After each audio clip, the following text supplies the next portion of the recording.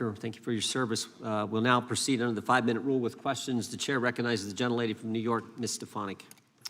I want to echo the chairman. Thank you, Ms. Parker, for your extraordinary service and your courage for being here today. Mr. Turley, I want to start with you. The Twitter files laid bare for the American people what you correctly call unconstitutional, quote, censorship by surrogate. Matt Taibbi writes, quote, Twitter's contact with the FBI was constant and pervasive as if it were a subsidiary. Do you agree with that assessment? I do. What we know on the record so far shows a relationship that goes beyond this sort of informal exchange of ideas. You're correct. In fact, isn't it true that leading up to the 2020 election, Twitter had weekly meetings with not just the FBI, with DOJ, with DHS, with DNI, to conduct this unconstitutional censorship by surrogate? We know that because of the Twitter files, correct? Correct.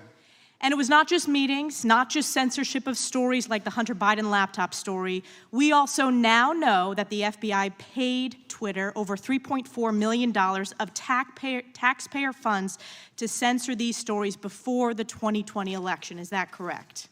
That money was paid. Twitter confirmed that. And the Twitter files are just the tip of the iceberg because there's so much more. There was a corrupt revolving door at the highest levels between the FBI and Twitter. Look no further than Jim Baker, former general counsel at the FBI who helped unlawfully investigate Donald Trump in the 2016 election. Or look at Jim Comey's deputy chief of staff who became the director of strategy at Twitter.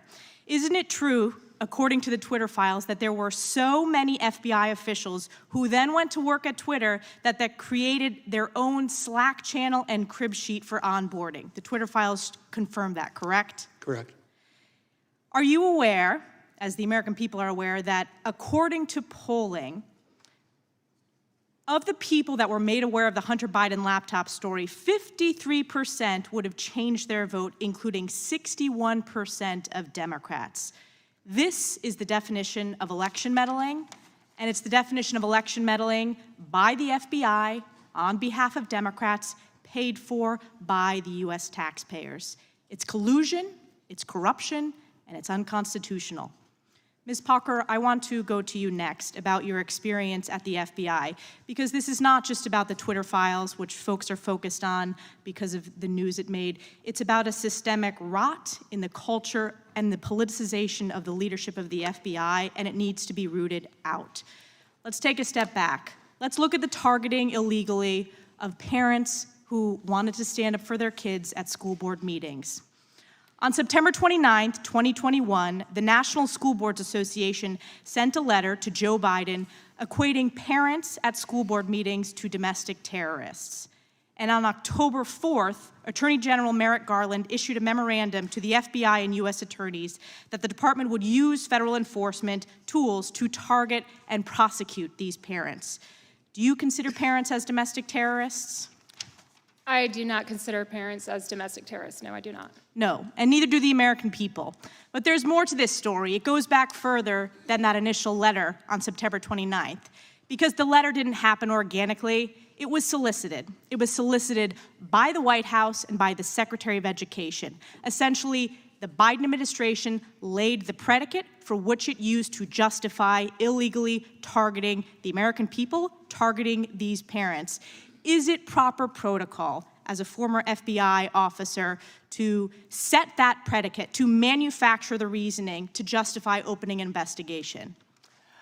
I believe that no one should be targeted for free speech and that violence should never be tolerated under any circumstance, but it should definitely not, no one should be targeted because they want to speak up at a school board meeting.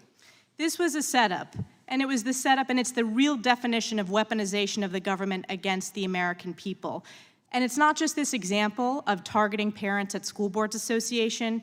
It goes back to the opening of Crossfire Hurricane. It goes back to the faulty FISA application. It goes back to what we heard on that first panel from Senators Grassley and Johnson.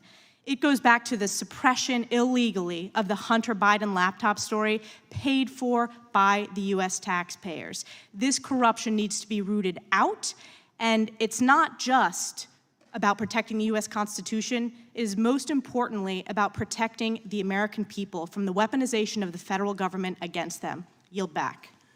General Yates,